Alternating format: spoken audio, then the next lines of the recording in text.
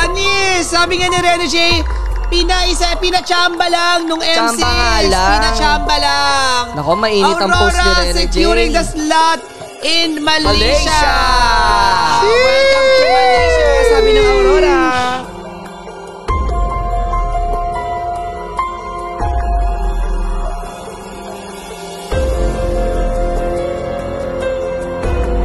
Finally nga kapatid, naganap na nga itong bakbakan ng Aurora at TLID dito nga yan sa ESL sa huling yugto nito, na kung saan kapatid finally ay nakabawi na nga itong sila Rene J at pinatunayan nga lang nila Rene J kapatid na nakachamba lang daw talaga sa kanila itong ang TLID na sinabi niya nung nakaraan. Pinas, nakaganti na dito sa pangtatrash talk ng mga Indo fans. Pag-uusapan natin yan sa araw na ito. Pero bago nga natin ito pag-usapan, huwag niyo kalimutang mag-subscribe at i-hit ang notification bell para mas maging updated ka pa sa mga future uploads natin. Ano pa bang hinihintay mo? Tara! Ngayon nga kapatid ay naganap na nga itong bakbakan ng Aurora at TLID na kung saan sa game 1 nga kapatid dito nga ay kinabahan pa tayo dahil binalagbag nga ang ating pambato na kung saan nakapag-maniac pa nga itong si Fabian na jungler nga ng TLID at nang dahil nga sa pagkatalo ng Aurora dito nga yan sa game 1 kapatid, marami at nagsilabasan talaga itong mga bashers ng Aurora na kung saan di umano wala raw talagang kwenta ang kuponan na ito dito nga sa ESL. Kumbaga kapatid, game 1 pa lamang ay nawalan na nga ng pag-asa itong mga fans ng Aurora at inaasahan na nga nila kapatid na tuluyan na ngang matatalo ang isa nating pambato. Pero pinatunayan nga ng Aurora na hindi sila basta-basta dahil nakabawi nga sila dito sa game 2 kapatid at pagsapit nga ng game 3 halos naging one-sided lamang yung laban. Yung tipong umasa pa naman itong TLID na mananalo nga sila kapatid pero bandang dulo sila nga ay naisahan at na wipe out ng Aurora dahilan kung bakit nagtuloy-tuloy na nga ang Aurora dito nga yan sa kampo ng TLID para tapusin na nga yung laban. At dito nga kapatid finally pinatunayan na nga nila Rene J na nakachamba lang talaga itong ang TLID sa kanila nung nakaraan sa M6 na kung saan kapatid itong ang TLID ang tumalo sa Aurora dahilan kung bakit ang mga ito nga kapatid ay tuluyang natanggal dito nga sa M6 at hindi man lang nakapag-qualified dito nga sa playoffs. Kaya naman nang dahil nga dyan itong si Rene J ay may binitawan na salita kapatid.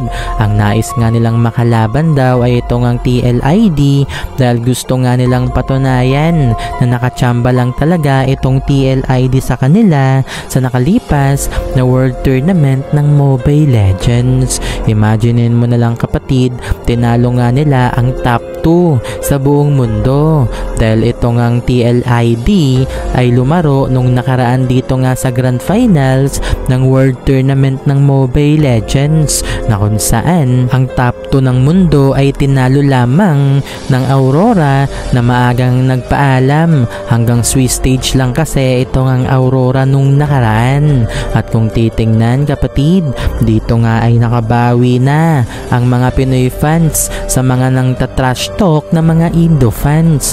Nung nakaraan kasi kapatid ay halos minaliit nga ng mga Indo fans ang ating mga pambato dahil itong kuponan ng TLPH ay maagang ang nagpaalam kapatid na kung saan tinalo sila ng alter ego. Nang dahil nga dyan ay nagsilabasan na naman itong ang mga Indo fans, yung mga Indo fans na entitled masyado, yung tipong kala mo sila pa yung hindi matalo-talo ng Pinas na kung saan nakachamba lang naman ang kanilang pambato dito nga yan sa TLPH. PH. At ngayon nga kapatid, inaasahan na naman ng mga ito na matatalo ng TLID ang Aurora.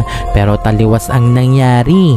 Ayun, talo sila. Kaya naman nagsilabasan na nga itong mga Pinoy fans para nga trash talkin itong mga Indo fans. At dito nga kapatid, nagkakainitan na nga itong mga PH at Indo fans sa ML community. Syempre hindi nga mawawala itong meme ni Wise na Indo, di na kayo natuto. At nang dahil rin sa pagkakapasok ng Aurora kapatid, pasok na nga sila sa susunod na round ng ESL na gaganapin nga dito sa Malaysia. Sa Game 3 din, pinakitaan nga nito ngang ni Domeng itong TLID na kung saan kapatid, nabura na nga ni Domeng ang kanyang pagkakamali nung nakaraan dito nga sa M6 nang sumablay nga ito sa kanyang pag-sniper na naging katatawanan nga dito sa mga pro player ng Indo na ginagaya-gaya pa nga ang galawan nito ngang ni Domeng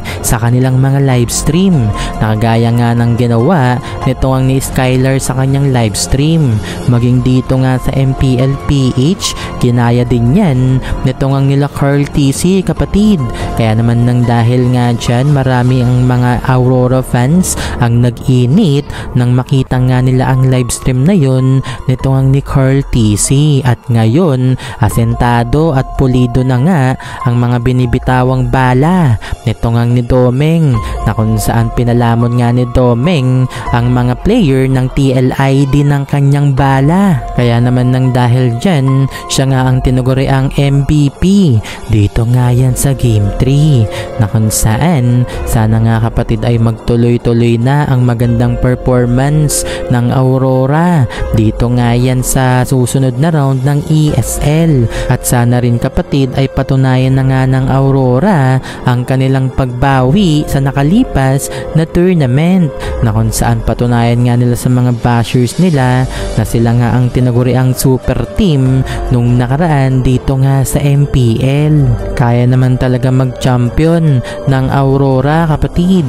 Yun nga lang, may mga pagkakataon na sila nga ay na-outdraft o di kaya'y may mga player nga sa kanila ang naga-underperform. Kumbaga kapatid, hindi nga nagiging consistent ang galawan ng Aurora. Kaya naman sila nga kapatid ay panalo na lang ay natatalo pa. Yung mga ganong mistakes nga ay kinakailangan nilang ayusin para dito sa susunod na yugto ng ESL. Maging sa susunod na season din kapatid na kung titingnan natin, palag-palag din naman itong Aurora. At least yung mga grand finalist nga natin kapatid dito nga sa MPL nung nakaraan ay nakapasok sa pinakahuling yugto ng ESL na tunay nga nating aabangan. Sa ngayon ay nanahimik nga itong mga bashers ng Aurora. Yung tipong gustong-gusto na nga nila trash talkin ng Aurora kapatid, pero naudlot pa nga yan dahil sa pagkapanalo nitong koponan ng Aurora. Marami pa nga ang posibleng magbago dito nga sa koponan ng Aurora kapatid na kung saan dyan nga natin na ibabalik ito ngang mga rumor na di umano ito ngang sila Coach Bon, Hanji at Oheb ay malilipat na nga sa koponan ng Aurora sa susunod na season, which is may announcement nga itong si Coach Bon Chen ngayon January 13 na nga yan kapatid. At dito nga i-announce ni Coach Bon kung paano mabubuo o nabuo yung sinasabi niyang main 5 ng Blacklist International na gumawa nga ng Dynasty dito nga yan sa MLBB. Kaunting oras na lamang kapatid, malalaman natin kung ano nga ba talaga itong sinasabi nito ngang ni Coach Bon. Pero kasi marami rin ang nagsasabi kapatid na ito ngang main 5 ng Blacklist International ay mabubuo dito nga sa Aurora. Sinabi rin ng manager ng Aurora kapatid na mabubuo yung main 5 ng Blacklist, Pero dito lamang yan sa showmatch mangyayari. Kaya hanggang ngayon nga kapatid, palaisipan talaga kung ano nga ba itong sinasabi ni Coach Bon, which is para nga sa akin kapatid, malabo rin talaga na magsama-sama ulit ang main 5 ng Blacklist. Una nga sa lahat, itong ang B-Wise kapatid ay hindi na nga interesado sa mga tournament, na kung saan isa rin sa dahilan kung bakit hindi na talaga sila magbabalik dito nga sa pro scene ay dahil nagpro-promote pa rin sila ng sugal dito nga sa kanilang YT channel. Kaya naman nang dahil dyan, walang rason para ma-line up nga itong B-Wise dito nga sa Aurora. Bukod nga rito kapatid, itong ang si Oheb at Haji, malabo ring mapunta sa Aurora dahil syempre mag-aagawan lamang sila dito nga sa main 5. Parehas naman kasing magagaling ang mga yan, pero agawan sa main 5 ang mangyayari. Pero depende yan sa pag-uusapan nga nila. Possible naman mangyari kapatid, pero maliit lamang na tsansa. So kapatid, ano ang reaksyon mo sa video na ito? I-comment mo sa baba. Maraming salamat.